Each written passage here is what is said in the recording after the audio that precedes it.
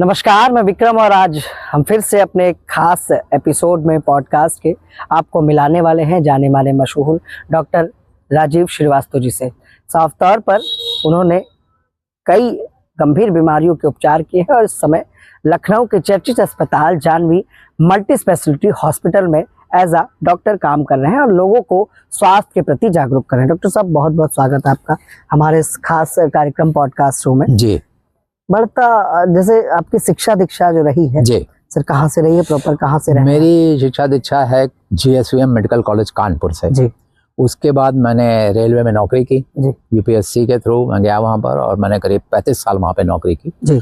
और वहाँ से रिटायरमेंट होने के बाद मुझे ऐसा लगा कि सरकार अच्छी पेंशन देती है, तो अब मुझे बहुत प्रैक्टिस में नहीं जाना है, मुझे किसी अस्पताल में जाना है, खासतौर से ऐसे अस्पताल में जो गरीबों के हित में कार्य कर रहा हो, थोड़ा सा वो उसका गांव का टच भी हो। डॉक्टर साहब, मैंने देखा शहर में तो बड़े बड़े अस्पताल है और शहरी इलाके में, ग्रामीण क्षेत्र में इतने आउटर में आपके मतलब इधर आके सेवा देने की क्या खास वजह रही? हाँ, यही वजह थी कि मुझे लगा कि गांव में क्वैक्स लोग इलाज करते हैं, कोई पढ़ा लिखा डॉक्टर नहीं होता, और आयुष्मान योजना क्योंकि बहुत अच्छी योजना थी, उसमें मरीज से फीस ही नहीं लेना था, तो मैं जिस अस्पताल में काम करता हूँ उसमें मुझे कुछ मानदेय दिया जाता है थोड़ा बहुत, लेकिन मैं बड़ा सेटिस्फाइड हूँ। मैं चाहता हूँ कि मैं ज़्यादा से ज़्यादा लोगों का भला कर सकूं इस आयुष्मान योजना के तहत। अच्छा सर, लगता है कोविड जब आया, कोरोना काल आया, तो लोगों को बड़ी घबराहट हुई, बड़े उस समय की स्थिति आपने भी देखी, हम लोगों ने भी देखी, लेकिन लगता है उसके बाद से भी कि लोग स्वास्थ्य के प्रति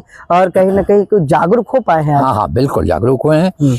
एक चीज़ तो लोगों को ये समझ में आई कोरोना से कि हाँ, जितनी ज़्यादा कठिन बीमारियां हैं जो उनका इलाज मुश्किल से होता है, वो सांस से ही फैलती हैं। वैसे तो पानी से फैलती हैं और कुछ बीमारियां ऐसी होती हैं जो इन्फेक्टिव नहीं होती, जैसे कैंसर है, ऑटोइम्यून डिजीज़ है और दूसरी चीज़, लेकिन सांस से फैलने वाली बीमारी को रोकना ज़्यादा कठिन होता है, क्योंकि हवा तो सब जगह फैली हुई है। पानी में आप रोक सकते हैं कि आप पानी उबाल के पिएं, पर सांस की बीमारियों का जब आता है तो ये तो लोगों में समझ में आया लोगों को कि हाँ, ये भी करना है और अपने बचाव के लिए और क्या क्या कर सकते हैं, ये परिवर्तन हुआ। अब लोग जल्दी जांच कराने आते हैं। अच्छा, मानसिक स्वास्थ्य और शारीरिक स्वास्थ्य, इसमें किस तरह का अंतर देखते हैं और क्या सलाह देना चाहेंगे लोग? असल में सच्चाई ये है कि मानसिक स्वास्थ्य और शारीरिक स्वास्थ्य में बहुत अंतर नहीं है जी। क्योंकि मानसिक रूप से अगर कोई दुखी है या परेशान है तो उसके शरीर में विभिन्न तरह की बीमारियां आ जाती हैं, और अब ये प्रूव्ड भी है। उसमें खास तौर से एक ग्रुप है बीमारी का और वो है ऑटोइम्यून। विक्रम जी, मैं ये बात बहुत लोगों में बताना चाहता हूँ, लोगों को बीमारियों के अन्य कारण पता हैं, लेकिन ऑटोइम्यून डिजीज के बारे में नहीं पता है, जो खास तौर से मानसिक चिंता से पैदा होती है ज़्यादातर। तो ऑटोइम्यून है कि हमारे शरीर में कुछ फौज होती है, जैसे WBC आपने सुना होगा, व्हाइट ब्लड सेल, इस तरह की कुछ एंटीबॉडीज शरीर बनाता है और ये फौज रोगों से लड़ती है जी। अब होता क्या है कि जब हमारे ऊपर कोई चिंता या परेशानी आती है तो ये सिस्टम, ये डिफेंस सिस्टम हमारा गड़बड़ हो जाता है और तब विभिन्न प्रकार की बीमारियां जन्म लेती हैं। इसमें सबसे कॉमन प्रॉब्लम है एक्जिमा, आपने सुना होगा, स्किन का eczema, bronchial ESMA, migraine, arthritis, rheumatoid arthritis, लेकिन इसी में कुछ गंभीर बीमारियां भी हैं, जैसे सार्काइडोसिस, SLE, माइस्थीनिया ग्रेविस तक ऑटोइम्यून बीमारी है। तो मानसिक स्वास्थ्य का शारीरिक स्वास्थ्य से बहुत लेना देना है। अच्छा, सबसे बड़ा स्वास्थ्य खतरा जी किस बीमारी को मानते हैं, जो लगता है यार सबसे भयानक बीमारी? वैसे तो बीमारी का नाम सुन के लोग डर जाते हैं, लेकिन फिर भी डॉक्टरों की भाषा में सबसे गंभीर कौन सी बीमारी है जिसमें लगता है कि यार बड़ी कोशिश के बाद बचा सकते हैं लेकिन नामुमकिन है? असल में ऐसी बीमारी वो हैं जो क्रॉनिक इलनेस है, जैसे डायबिटीज। डायबिटीज एक ऐसी, डायबिटीज मेलाइटस पूरा नाम है, डायबिटीज मेलाइटस एक ऐसी बीमारी है, मधुमेह कहते हैं जिसे, जिसमें मैनेजमेंट में बहुत उसको मरीज को नियमित खान पान और नियमित रूप से दवा लेना होता है, और एक स्टेज के बाद दवा ही नहीं, उसको फिर इंजेक्शन भी लेना पड़ता है, और इस मामले में अक्सर लोग चूक जाते हैं और वो इंजेक्शन लेने में परहेज करने लगते हैं। और डायबिटीज मेलाइटस एक लंबी बीमारी है जो कभी ख़त्म नहीं होती, उसको मैनेज किया जा सकता है। इस मैनेजमेंट को अगर आपने नहीं किया तो आँख, गुर्दा, दिल, दिमाग, सभी चीज़ें और आँखें, ये सभी इन्वॉल्व हो जाती हैं। लकवा भी इसी कारण से मारता है, और हार्ट अटैक भी ज़्यादातर जिनको हार्ट अटैक होता है उनको डायबिटीज़ होती है।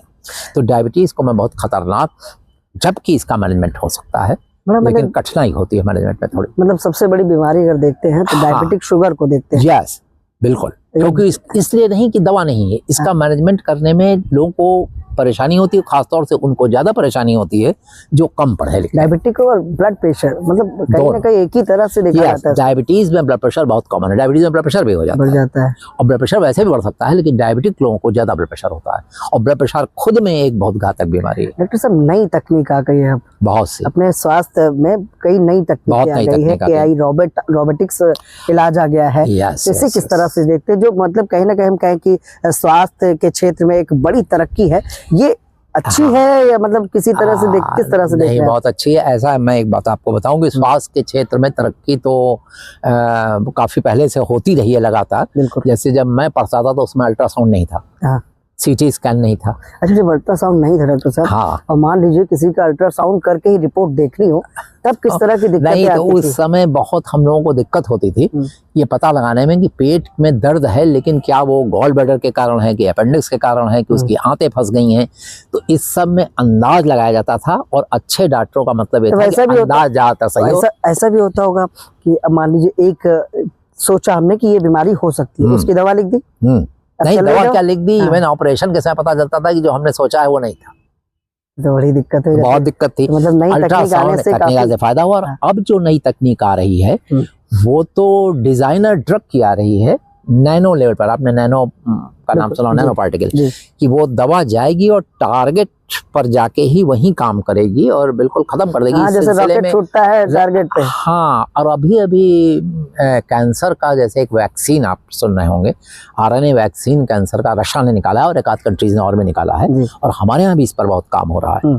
तो उसके बाद कैंसर जैसी घातक बीमारी को कंट्रोल करने में बहुत आसानी होगी। तो ये आपने बहुत अच्छी बात पूछी, लगातार प्रोग्रेस हो रही है और ऑर्गन ट्रांसप्लांट में भी बहुत आगे जा रहे हैं हम लोग। अच्छा, देखा पहले कि ऑपरेशन होता था तो चीरा लगता था, मतलब ये सब होता था, अब तमाम तरह की टेक्निकें आ गई हैं। अब तो मिनिमल इन्वेजिव है, अब तो ज्यादातर। कभी डॉक्टर साहब ऐसा रहा हो कोई एक्सपीरियंस कि पहले उसी ऑपरेशन को चीरा लगा के किया हो, उसके बाद दोबारा जब करना पड़ा? वो एक्सपीरियंस तो मेरा अपना है जी। मेरा गॉल ब्लैडर में स्टोन पड़ गया जब मैं करीब 40 साल का था, 35 साल का रहा हूँ, और फिर उसके बाद एक बहुत लंबा चीरा लगाया गया क्योंकि साथ में अपेंडिक्स भी निकाली गई, और अब वही ऑपरेशन, और मैं करीब 15 दिन तक भर्ती रहा अस्पताल में। मैं अपना बता रहा हूँ। और अब वो चीज़ हम लोग लैप्रोस्कोपिक सर्जरी से करते हैं और दूसरे दिन मरीज चलने लगता है और चला जाता है, तो बहुत फर्क हो गया। डॉक्टर साहब, मैंने सुना है कि लोग कहते हैं कि मरीज अगर अस्पताल में भर्ती है तो डॉक्टर की का जो स्वभाव है या उसका जो नेचर है, उसकी जो बोली चाली है, वो कहता है कि मरीज तुम ठीक हो जाओगे, तो बड़ा उस पर बड़ा इफेक्ट हो। तो क्या मतलब शैली होनी चाहिए डॉक्टर की इस चीज को लेकर? असल में ये तो मुद्दा विक्रम जी ऐसा है कि इसके लिए एक अलग इंटरव्यू होना चाहिए। हाँ, बिल्कुल। फिर भी थोड़ा लेकिन फिर भी मैं ब्रीफ में कहता हूँ कि ट्रस्ट दोनों तरफ से होना चाहिए। तो डॉक्टर्स का के ऊपर मरीज को ट्रस्ट होना चाहिए, और मरीज के से बहुत अच्छी बातें डॉक्टर को बहुत सोच समझ के करनी चाहिए और बहुत पोलाइट होना चाहिए। लेकिन मरीजों को भी ये समझना चाहिए कि डॉक्टर कितना भी अच्छा हो, वो भगवान नहीं हो सकता। तो किसी की 90 साल, 80 साल, 85 साल, 95 साल के व्यक्ति की मृत्यु के बाद भी मैंने झगड़ा होते देखा है। तो ये थोड़ा सब्र करना सीखना चाहिए कि क्या डॉक्टर की वाकई गलती थी या हम केवल लड़ने के लिए लड़ रहे हैं। राजीव जी, एक सवाल हमेशा मैंने डॉक्टर साहब देखा है, उठता है आम जन के बीच में, हम और आप होते हैं, कि कोई भी चीज जब शुरू की गई थी तो कहीं ना कहीं आम जन की भलाई के लिए शुरू की गई थी। आज उसका बिजनेस हो गया है, व्यवसायीकरण हो गया। बिल्कुल। तो कहीं ना कहीं अपने क्षेत्र की भी बात कर रहे हैं कि कहीं ना कहीं जो स्वास्थ्य का क्षेत्र है, जो बड़े बड़े मल्टी स्पेशलिटी हॉस्पिटल बन जाते हैं और उसमें कहीं ना कहीं लोगों का शोषण होता है, देखते हैं। अब देखिए, जो अच्छे सो कॉल्ड अच्छे अस्पताल हैं, मतलब वेल इक्विप्ड, जिसको हम लोग कहते हैं कि वैसे अस्पताल हैं जिसमें किसी चीज़ की कमी नहीं है, हर तरह के यंत्र रखे हैं, हर तरह का डॉक्टर वहाँ पे मौजूद है, सुपर स्पेशलिटी भी है। ऐसे अस्पतालों में बहुत पैसा जिसने अस्पताल बनाया है उसका खर्च होता है। क्यों? क्योंकि वह मशीनें महंगी हैं, दवाइयाँ महंगी हैं, और बहुत तरह की जांच करनी पड़ती है। लेकिन एक पक्ष ये भी है कि एक बार उसमें अगर मरीज गया तो ये भी देखा गया है कि जिस जांच की जरूरत नहीं थी वो कराई गई, वो भी कराई गई और ऑपरेशन भी बहुत महंगा हुआ। लेकिन ये भी दोनों तरफ से बात है, ये भी बात है कि वो बढ़िया इलाज करते हैं और वहाँ पर आपको बहुत ज़्यादा सुविधा मिलती है। तो जब बहुत ज़्यादा सुविधा मिलती है तो उसके लिए थोड़ा पैसा खर्च करना पड़ता है, लेकिन इसकी आड़ में मरीजों के को भी बेवकूफ़ बनाने की घटना सामने आती है, इसमें कोई शक नहीं। अच्छा, जैसे जीवन शैली एक आम आदमी की, एक फिट आदमी की मान लेते हैं जीवन शैली, और एक बुजुर्ग आदमी की जो 50 पार कर चुका है, क्या जीवन शैली डॉक्टर साहब होनी चाहिए जो आज के समय में नहीं मिल पाती है? असल में ये जीवन शैली बहुत अच्छी थी और इसमें कुछ भी सीखना नहीं है। अगर कोई पूछे मुझसे कि कैसी जीवन शैली होनी चाहिए तो मैं सिर्फ इतना कहूँगा कि आपको वही करना चाहिए जो आपके ग्रैंडफादर करते थे। शाम का खाना सारे गांव में पहले, आज से 50 साल पहले, शाम को 7 बजे होता था, सुबह 9 बजे होता था। लोग खूब पैदल चलते थे और उनका खाना होता था दाल चावल रोटी सब्जी दूध अंडा, ये खाना होता था। ये जो पिज्जा बर्गर और नूडल्स ये जब से आ गया, एक तो ये गड़बड़ हो गई। दूसरी बात है कि पहले मेरे मेडिकल कॉलेज में अमीर से अमीर लड़का भी साइकिल पे चल के आता था जी, और बहुत से लोग साइकिल चलाते थे। अब वो स्कूटर आ गया, कार आ गई, तो फिजिकल वर्क बहुत कम हो गया। लोग फिजिकल वर्क से घबराने लगे और शरीर मांगता है कि आप कम से कम 10 किलोमीटर जितना चलना के बराबर कसरत आपके शरीर की होनी चाहिए। ये दोनों बातें गड़बड़ हो गई, मतलब फूड भी गड़बड़ हुआ और शारीरिक श्रम भी कम हो गया। इसकी वजह से मैं तो समझता हूँ इसका असर इतना है कि मोर देन 50% बीमारियाँ इस कारण से। तो लाइफ स्टाइल तो बहुत ज़रूरी है। अच्छा, वर्तमान में जो स्वास्थ्य चुनौतियां आती हैं कि कभी कोई आफत आ गई, कोविड जैसी महामारी आ गई, इसके लिए कैसे तैयार रहना चाहिए? इसके लिए मैं समझता हूँ विक्रम जी कि हमारा देश ज्यादा अच्छा तैयार था। क्यों? क्योंकि कोविड को हमने ज्यादा टक्कर दी, इवन दूसरे पश्चिमी देश भी नहीं वैसा टक्कर दे पाए। तो स्वास्थ्य की सुविधाएं बढ़ाने के लिए बहुत कुछ किया गया है और सारे अस्पताल जितने ये आयुष्मान योजना के तहत हैं उनमें सब में ऑक्सीजन है। तो ये स्थिति अब नहीं आ सकती कि ऑक्सीजन की कमी हो गई। डॉक्टर साहब, एक सवाल थोड़ा सा बड़ा कुचोदने वाला है कि लोगों को लगता है क्योंकि इस कोविड के बाद, इस कोविड महामारी के बाद हार्ट अटैक की जो घटना है काफी हम देख रहे हैं कि ज्यादातर लोगों में, पब्लिक भी कभी कभी ये कह देती है कि वैक्सीन की वजह से हो रहा है। तो इसे एज ए डॉक्टर किस तरह से देख रहे हैं? नहीं, ये बिल्कुल वैक्सीन की वजह से नहीं हो रहा है। एक्चुअली ये कोविड का वायरस था, सारे वायरस ऐसा करते हैं, लेकिन कोविड के वायरस से खास तौर से किया कि वो क्लॉटिंग करते हैं शरीर में। वायरस जो है शरीर में क्लॉटिंग करता है, कोई भी वायरस कर सकता है, लेकिन खास तौर से कोविड के वायरस ने बहुत क्लॉटिंग की। तो हुआ क्या कि बस वो जब उसने क्लॉटिंग करनी शुरू की तो मरीज का बुखार ठीक हो गया, लेकिन क्लॉटिंग तो कहीं गई नहीं। जब क्लॉटिंग कहीं नहीं गई और शरीर के अंदर है तो कोई भी अंग, चाहे तो ब्रेन में चली जाए, चाहे वो हार्ट में चली जाए, क्लॉट, ब्लड क्लॉट, तो जब वो ऐसा हुआ तो हार्ट अटैक हुआ। तो बिल्कुल निश्चित रूप से कोविड का वायरस ये करता था, और वो तब भी करता था उस समय जब वैक्सीन नहीं बनी थी। तो वैक्सीन को दोष देना गलत होगा। अच्छा, क्या लगता है भविष्य में जो चिकित्सा की प्रकृति है, तरीका है, ये पूरी तरह से बदल जाएगा? हाँ, और ये इस तरह से बदल जाएगा तो वैसे तो बड़ी अच्छी बात है। सुनने में तो ये बहुत अच्छा लगता है कि रोबोटिक सर्जरी होगी और नैनो पार्टिकल से इलाज होगा। ये सुनने में तो बहुत अच्छा भी है, अच्छा भी होगा। बस मुझे डर इस बात का है कि कहीं ऐसा ना हो कि ये करने के चक्कर में चिकित्सा महंगी बहुत हो जाए, क्योंकि अभी भी भारत की प्रति व्यक्ति आय इतनी नहीं है कि वो इस तरह का इलाज, महंगा इलाज करा सके। तो सरकार को ध्यान रखना है कि वो अपने उसमें ऐसे लोगों को भी सम्मिलित करे, ऐसे चिकित्सकों को, कि वो यही इलाज मतलब आपको सस्ते में दिला सके। मतलब हमने देखा सरकारों का भी ये मुद्दा होता है, बिजली, शिक्षा और दवा, ये मुफ्ती हो। मतलब ये मतलब मैं बिजली के लिए तो उतना नहीं कह सकता, लेकिन हाँ शिक्षा, और शिक्षा तो मेरे ख्याल से स्वास्थ्य से भी ऊपर है।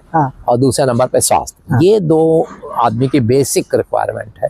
आप एक मजदूर वर्ग से जिसका पैर कट गया है और उसको या टूट गया, फ्रैक्चर हो गया, उसको रोबोटिक सर्जरी का खर्च उठा पाना और 1 महीने अस्पताल में, आप 10 दिन अस्पताल में रहना, उसके लिए बहुत मुश्किल है।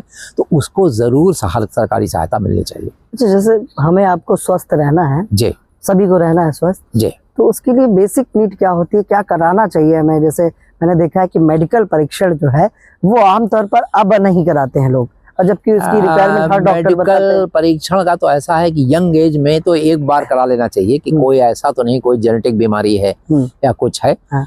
लेकिन एक 40 साल के बाद मैं अपने दर्शकों को ये कहना चाहूँगा कि अगर उनकी उम्र 40 से ऊपर हो गई हो तो हर 6 महीने बाद वो अपने हृदय की, अपने कोलेस्ट्रॉल लेवल की, जो कि ज़्यादा कॉमन है, अपना ब्लड प्रेशर, अगर वो सिर्फ ये, और 50 साल के बाद एक जांच होती है PSA प्रोस्टेट कैंसर के लिए, और अगर महिलाएं हैं तो वो ब्रेस्ट कैंसर और सर्विक्स कैंसर बहुत कॉमन है, तो ब्रेस्ट के लिए सेल्फ ब्रेस्ट एग्जामिनेशन कि अपने आप ही देख के वो बता सकती हैं कि कोई गांठ तो नहीं है, और सर्विक्स का एग्जामिनेशन भी उनको हर 6 महीने पे कराना चाहिए। आमतौर पर ये बीमारी लोगों को पता नहीं चल पाती और बहुत आसान है जबकि पता लगाना। ब्लड प्रेशर नपवाने में कितनी देर लगेगी, या डायबिटीज़ पता लगाने में, तो डायबिटीज़ पता लगाने का खर्च मेरे ख्याल से 30 रुपये है, और ब्लड प्रेशर कराने का खर्च 0 है। अगर आप किसी डॉक्टर से यूं ही रिक्वेस्ट कर लेंगे डॉक्टर साहब मेरा ब्लड प्रेशर नाप दे, तो नाप देगा, और इतने सरकारी अस्पताल खुले हुए हैं। तो और यही 2 सबसे घातक हैं। तो मुझे बड़ा आश्चर्य है कि लोगों में क्यों इतनी कम जागरूकता है कि वो अपना डायबिटीज़ और ब्लड प्रेशर नहीं चेक करवाते। बल्कि मैंने तो देखा है कि उनसे कहो कि लाइए ब्लड प्रेशर चेक कर दे, नहीं डॉक्टर साहब मुझे डर लगता है डर लगता है कहीं निकल ना आए। तो ये कोई बात। डॉक्टर साहब क्या सलाह देंगे? नववर्ष पे आ गया है, बदलता मौसम है, क्या कुछ कहना चाहेंगे?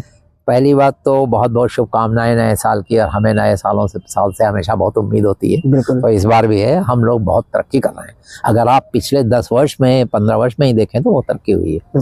तो एक तो हम लोग प्रगति पर चल ही रहे हैं, तो आगे भी प्रगति करते रहें। और शुभकामना के साथ मैं ये सलाह देना चाहूँगा कि अगर आप 40 साल के ऊपर हैं तो नियमित जाँच 6 महीने पर कराइए, और अगर 40 साल से नीचे हैं तो भी आप एक हर साल या 2 साल में अपना ब्लड प्रेशर और ब्लड शुगर तो चेक कराएंगे ना।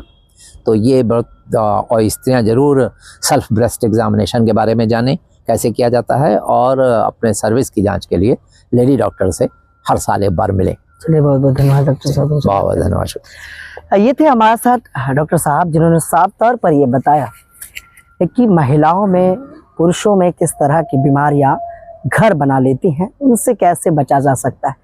उसके साथ साथ नई तकनीक किस तरह से फ़ायदेमंद है, किस तरह से घातक है, इस पर भी हमारी चर्चा रही। उसके बाद कोविड महामारी के बाद भी हम कितना सजग हैं, हम कितना जागरूक हैं, ये तो हमारे इस पॉडकास्ट में आपको भी पता चल ही गया होगा। तो उम्मीद है हमारे ये छोटा सा सेगमेंट आपको पसंद आया होगा, क्योंकि ये सेगमेंट जानकारी से भरपूर है। हमारे साथ जाने माने चिकित्सक थे जिन्होंने तमाम लोगों का उपचार किया है, उन्हें राहत दी है। और उन्होंने एक बात और भी कही कि डॉक्टर भगवान का रूप तो है लेकिन भगवान नहीं। तो जनता को इस बात को भी समझना पड़ेगा कि जिस तरह से हम देखते हैं कि उम्र पूरे हो जाने के बाद जब किसी की अस्पताल में मृत्यु हो जाती है तो डॉक्टर पर किस तरह से वो हावी हो जाते हैं। डॉक्टर कोशिश करता है और तमाम क्षेत्रों में डॉक्टर बचा के भी लाता है।